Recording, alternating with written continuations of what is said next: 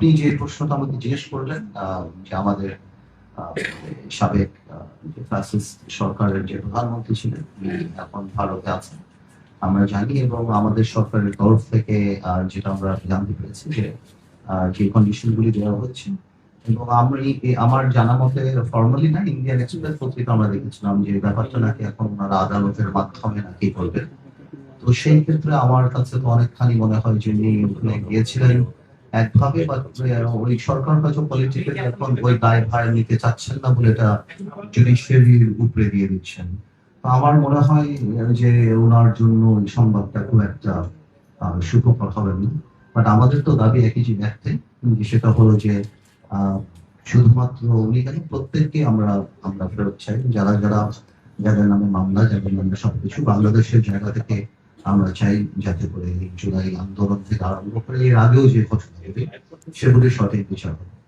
তো সেই সেইভাবে আমার ধারণা এখন চলছে।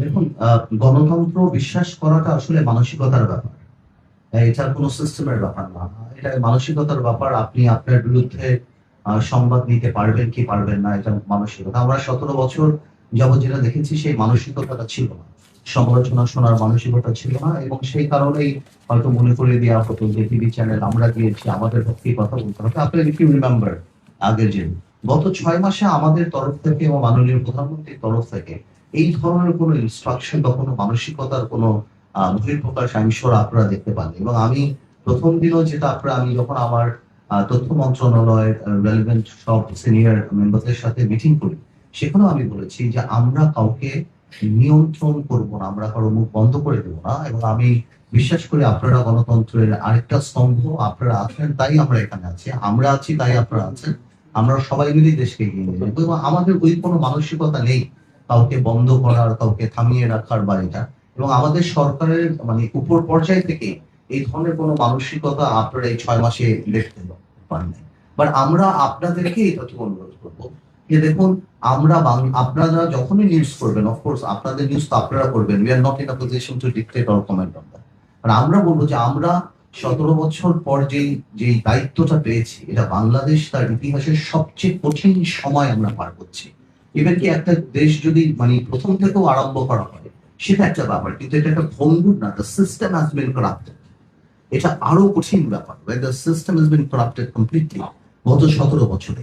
সো আপনাদেরও আমাদেরকে সহযোগিতা করতে হবে যাতে করে আমরা ভালো করে করি। আপনি তো নিউজ করতেই পারেন, আজকে বাংলাদেশে 4,500 ইউনিয়ন আছে, 4,500 ইউনিয়নে 9টা করে ওয়ার্ড হলে 36,000 ওয়ার্ড আছে, 36,000 ওয়ার্ডেই কোথাও না কোথাও কোনো না কোনো পেটি ক্রাইম হচ্ছে।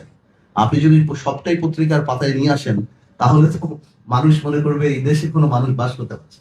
তো আমাদেরও যেমন দায়িত্ব, অবশ্যই আপনারা আমাদের সমালোচনা করবেন বস্তুনিষ্ঠ, সেটা কোনো কিছু না। এটা মাথায় রাখবেন যে এটা কোনো স্বাভাবিক সময় আমরা সরকারের দায়িত্ব আসিনি। আমরা গ্লোবালিও যদি আপনি মনে করেন বা এমনিও বাংলাদেশে যে 17 বছর যে সিস্টেম ছিল, সবকিছু মিলিয়ে আমরা প্রচন্ড একটা সেন্সিটিভ টাইম পার করছি। এবং আমি have to understand we have the same bureaucracy, সেটাও মাথায় রাখতে হবে। I am not saying bureaucracy আমাদেরকে সাপোর্ট করছে না, এইটা না, বাট মাথায় রাখতে হবে যে ওইভাবেও কিন্তু একটা ধারা হয়ে আসছে। যে আমরা নিজেরা আজকে বসে বিটিভি সাথে কথা বলছিলাম যে আমাদের প্রথম রিকোয়েস্টই ছিল আমার আর মাননীয় প্রতিমন্ত্রী যে আমাদের ছবি কিভাবে কম দেখানো যায়।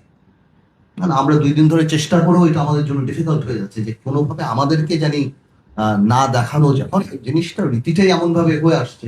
তো আমার মনে হয় ইনশাল্লাহ we are in a process. তো আমার বিশ্বাস আপনারা সাথে থাকলে, দেশের মানুষ সাথে থাকলে আমরা ঠিক মতো এগিয়ে যাবো।